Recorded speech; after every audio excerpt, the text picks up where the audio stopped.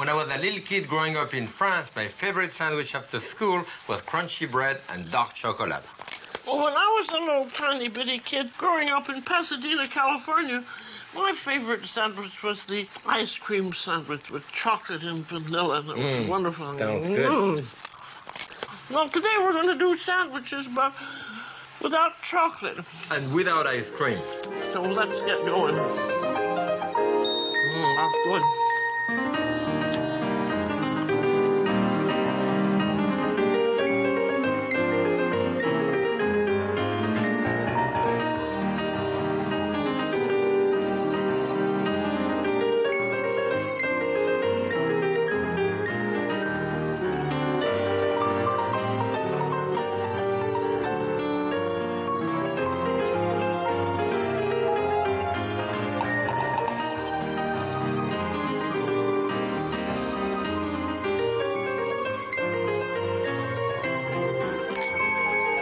Happy cooking. Bon appetit.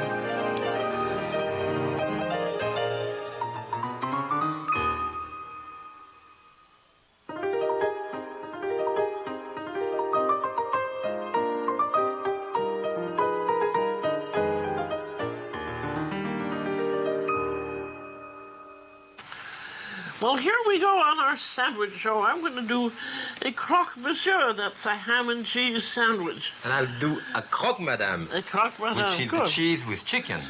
Well, so, we'll start out with bread. With nice white bread. And I'm going to put a little mayonnaise on. How do you start yours, Jacques? No, I just put some butter on each side. Just butter? Yes. So I put butter. And are you cooking that in a skillet? Well, you'll see. Oh, good, okay. I'm going to put a little bit of mustard on each. I'm going to cook mine in the oven. In the oven? Yes. I'm going to finish mine in the oven, so I hope you'll leave me a little bit of room. There'll be some room. Oh, I don't need too much. I'm putting a piece of Gruyere here. I like some Gruyere, too. Nobody knows the origin of the name croque monsieur. It seems to have been French, don't you think? It sounds like it. It didn't appear till about in the 1900s. Oh, yes? So I have some Gruyere cheese on each side here. Good. And then some really nice, a really nice piece of ham in the middle. Yeah, that ham really look good. I have chicken. When you have chicken left over, it's a good way of using it. Cut thin, of course, it's cooked chicken. I like to put a bit of Tabasco on mine. Here. You're a great one for hot stuff. Hot stuff, yes. I like herbs, you know. So maybe I'll put a little bit of chives in the middle of mine. Well, I'm just going to fold mine over like that. This way. And then I'm going to cut the sides off. Oh. For mine, I put them... You're going to put them in whole that way? Yes, I put the other piece of Gruyere this way. Leave them this. Then I put butter on the outside. Whoop, on each side. And they go directly in the oven this way. On top of this. I'm going to show you, because croque monsieur has been such a favorite sandwich, I'm going to show you.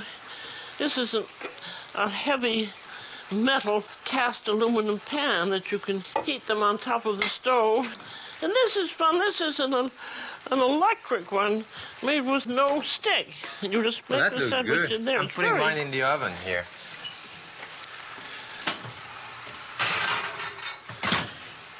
That's very nice.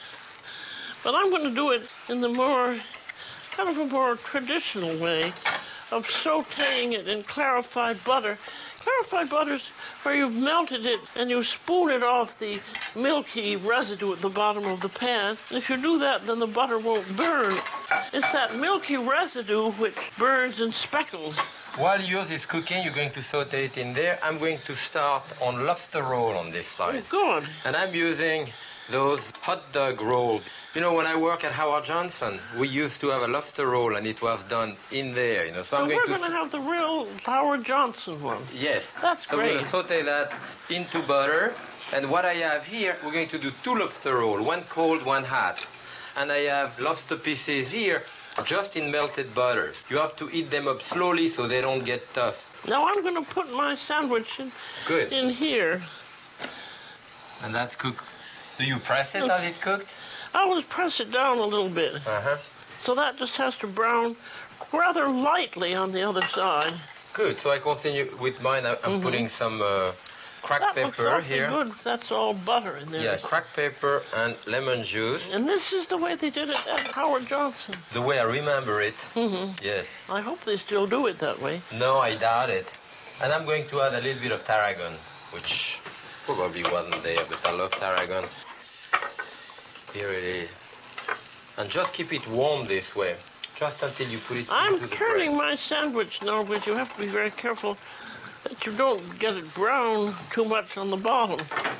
Well, I'm going to turn the lobster roll, which are nice and brown. That's a good idea, browning it. I like that. On both sides, you know, so it kind of warm up the center, but it stays soft in the center. Now this is interesting. When you do it in the frying pan, the cheese never melts. I've looked this up over a lot of places, and nobody had a good idea except an old copy of Joy of Cooking. And she said, put it in a 300-degree oven, which means that you can make a whole lot of these, put them on a cookie sheet, and then put them in the oven, and the cheese would melt. This only needs 3 or 4 minutes. 3 or 4 minutes, okay. Well, mine is cooking all right in there We'll too. try to remember. Now, we go on with the cold lobster roll, and here they are ready now on each side, and I want to keep them right here. They're nice, warm. So, this one here, I thought we put the lobster. You want to give me a little bit of mustard and a little bit of mayonnaise in there? I like to put a little bit of ketchup also. It's like a cocktail sauce, you know, a little bit. And I'll do a little bit of celery, chopped celery in there. Not much, 1 or 2 tablespoons maybe at the most. I'll put about 2 tablespoons of mayo in there. Okay, here it is. I think maybe I'll give you a little bit of shallot or onion, you know. This is much nicer and fancier than the ones I've usually had. Well, no, along the sea, you know, in Connecticut, we have that. It's kind of classic in summer. I don't know if they put shallot, maybe not. But probably a bit of onion. Up in Maine, but they don't put as many nice things as this in it. That was wonderful. Good. There you are. And cracked pepper. Cracked pepper all the time. I think we probably should taste it. Yes. To extend it, what we do is a little lemon. bit... Lemon, okay. That's a good idea. I had lemon somewhere here.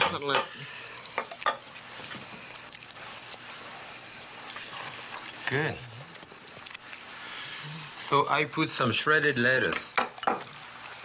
Give it a bit of a texture inside, and it also extend it, you know. That's going to be just extending it. That's a good restaurant trick, isn't it? No, but it's good, in fact. Well, it's good too. It gives it a little crunch. Shall we check on your croque monsieur before we finish this? I'll get it and look at mine too. Yeah.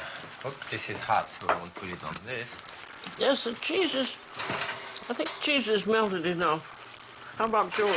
Well, mine will take another 10 minutes, you know. No, but let us plate mine and we'll see how we like it. I think this is very rich. You could actually serve just one. One would go for 2 people. Yeah, look at that. That looks beautiful. That's lovely. Or you could make a lot of them and cut them into quarters as an hors d'oeuvre. That's good.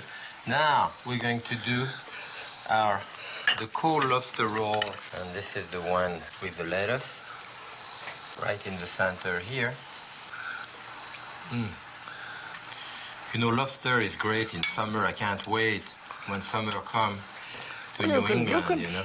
Serve them in the winter times. In the winter too, but the lobster are expensive in the winter, much more than in summer. And in this one, the hot one, I like to put like, you know, we line it up with a bit of lettuce like this, and then we put the hot lobster in there. And that's just butter. Just plain butter. With a little bit of tarragon and lemon juice, you know, inside. And we have to be just generous with the butter here. And that's it. This is fit for a king, you know.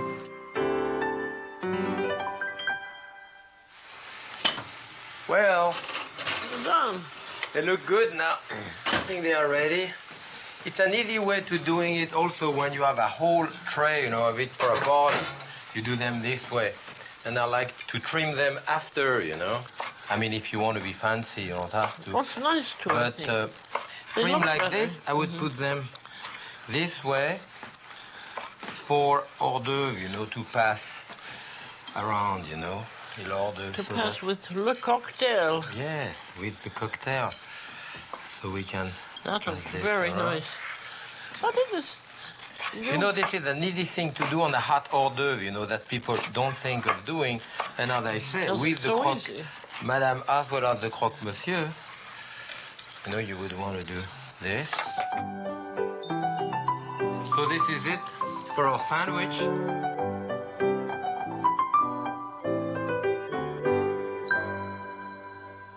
Now we're going to do an enormous loaf chowder fish sandwich. This is one of Jack's inventions. So what we're going to do, this is about a day-old bread. And what you want to do is to cut the top to do a shell, you know. Here. And this, you look at that, how nice it is inside, you know. I just cut it this way. And then you have a friend around who's going to pull all the insides out of the bread. Yes. That's nice to have a friend in the kitchen Yeah. working. I cut it in pieces like this, you know. So like that. Easier removal. Yeah, we can twist it, you know, to remove it, because I need some to put in the food processor, you know, to do some breadcrumb. Fine. Well, You're gonna give me more. I put in there. And this is why it's good to use a kind of, not dry, that bread is not dry, but at least a day old. And this is a very good quality bread. Look and at this the is inside. really a country bread, isn't Yes. it? Yeah, that's plenty for me for what I need to do now. Okay. Is this going to be a diet recipe? No diet recipe, no? So here we have some fresh breadcrumb here. Good. And then I'm going to do a butter here, a mixture of butter. And all that fish is going to be cut into pieces. You're going to help me with that, Yes. right? There I'm going to Start put... cutting it if you tell me Right. how big you want them. Well, about 1 inch cube, you know. I'm putting 1.5 stick of butter in there. And about 3/4 tablespoon almond. I'm putting almond. I'm putting about 3/4 cloves of garlic. Dill. Thing of dill in there. Black pepper. Bit of salt. You want at least 3/4 tablespoon of white wine in there, I would say. And I put a little bit of Pernod, which is a kind of a licorice type of taste. Pernod or Ricard, if you don't like it, you can omit it, it's fine. It's very, We're gonna make very a- southern France, isn't it? Very southern France, yes. We let that turn for a while. We have a piece of salmon, we have a Yeah. piece of tuna, I have a piece of codfish here. That's good. This is about fine now. As you can see, it's nice and Yeah. Smells done. good. Smells good. So I'm going to leave it in there. I was going to ask you, was this a calamari? Yeah, those are calamari. And how do you and, want them cut? Sort yeah, of we're going the to cut same them way? into The strips strips, okay. like this, you know. That'd be fine. Yeah, fine. And what we are going to do is to put salt and pepper on the fish here. And for the time being, I'm going to start by putting about a third of the butter, spraying it all around, you know, in the bottom. I'm looking at that bread. It's nice and tight, you see. There is no hole. I don't want Yes. it crack open because it may seep out a little bit, you know. We have wild mushroom here, and the wild mushroom can be chopped coarsely. I think they're about fine here, but chop them a little bit. You could put about anything you wanted in this. Just about, yes. Yeah. I mean, not banana or stuff like this, but... No, but Okay, did you put seasoning on top of this? I did not. Nope. Okay, you want to put some salt there? Okay, on everything. Pepper. No. Now, we put... I can mix the fish or arrange it separately, but you see we're going to put a layer of different color fish here. It looks good, right? It's particularly that it's nice, fresh fish. Yes, tell you. Some mushroom. A bit of mushroom. You could do this with chicken, I guess, too. Yeah, couldn't you? absolutely, absolutely. And With chicken. it's an idea for you to take off on. Yes. And then I'm going to put a little more butter. Okay. And then at that point, maybe the rest of the fish. I somehow can't imagine how it's all going to turn out. Well, we're going to find out. We'll see. Yes. And on top of it, now what I want to put is actually, the breadcrumb that we add at the beginning from the inside of the bread. I'm going to put back on top and press it. Is this your recipe or a traditional one? No, this is something that we did at home. I forget even why, and I've done different interpretations of it, because sort of a Lyonnaise it's dish? fun to do. No, it's Connecticut dish. Oh, a Connecticut dish. Okay. And now I would say again, probably about a quarter of a cup of a good dry white wine, that I want to put on top here to moisten the top. And that's it. Now it's ready to go into the oven. What's the oven temperature? Well, I would cook that around 375, 400 degrees. No. It's going to take a while, at least 30, 40 minutes. What do you think, about an hour? Well, maybe not an hour, but close to. Yeah. See. Well, we'll be looking at it. This is an enormous sandwich inspired by the south of France. It's called a giant pain bagnat. Yes, a type of pain bagnat, which really means bathed bread, Bagnat means a bath. And so in the south of France, they do that. It's bathed in olive oil. Bathed with olive oil and all eat this. It, they say it isn't any good unless the oil comes down and falls off your elbow. Yes, that's true. That's wonderful. So this is great for a big party. Yes. We're going to show you how to make it from top to bottom. Yes. Let's start making the pain bagnat then. So we start with one of those nice focaccia type of flat bread, and you cut that the same way you cut a cake, Don't turn your knife, but turn your hand like this. To cut all around until you find your first cut. There you are. And we start with... I put a little olive oil on. Okay. But this will be the top. I'm putting the vinaigrette in it. Yeah. Okay. But I think we need a little. So maybe we don't have to put the vinaigrette. Maybe we just put a bit of. We have the vinaigrette too, I think. Okay, one layer of lettuce. So you want to do a little bit of vinaigrette there? Fine. And after that, I'm putting some brie cheese here, and I'm going to... This is kind of a Lyonnaise version if you of the Marseillaise.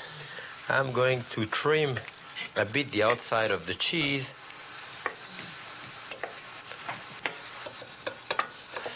We don't have any chopped shallots, do we? No chopped shallot, if you no? Give me a shallot, I'll chop one up. All right.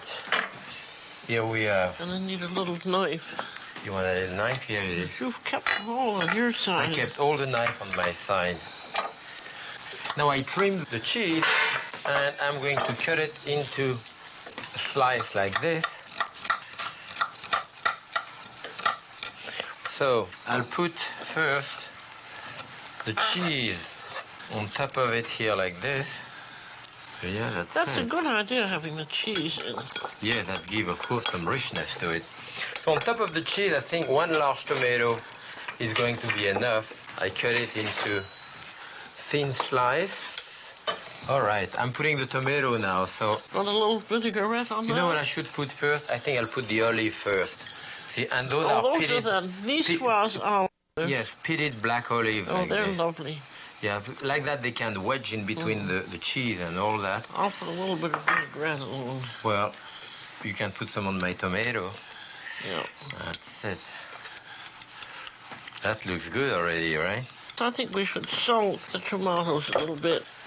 Yes, and then, well, I'm putting anchovy fillet on top of it, Now, some people hate anchovies, and if you really hate them, you could use sardines perfectly well. Yeah, exactly, or tuna. You mentioned before that the real pain bagnat is, tuna in it. With tuna in it. Right. So some good flaked tuna, not the kind of tuna that's packed in water, That's what the anti-fat people have done to the tuna fish industry that disintegrates after a while. You get tuna packed in olive oil. Do we have enough vinaigrette on top, right? Nope. Did I forget anything? I mean, you can put other things from red pepper or green pepper and so forth. So we put the other cover on top, and the idea is, of course, to wrap it up and put a weight on top of it so that all the taste kind of mingle together. And there you would want to put it on a tray like that with another tray on top, and then I sit on it. Now, we put a big pot, and you keep that either in your refrigerator or in a cold place. You know, you can keep it overnight or at least a couple of hours. And this is the way we do our pain bagnat. I think we could taste it now, yes? You know, with picnic like that, I love white wine, I love red wine. Any type of wine is good with any type of picnic. I like beer. You like beer? We haven't had any beer in this series. Where is my white wine then? Well, you're going to have to drink beer. Okay. And white wine afterwards. Afterward? Okay. And now we're ready to taste it. You want a little piece like this? That's lovely. And now while the seafood bread is cooking, it should be ready pretty soon. That's good. Yes. I think beer will go very nicely with it. Now, you think your seafood bread is ready? Close to. Good.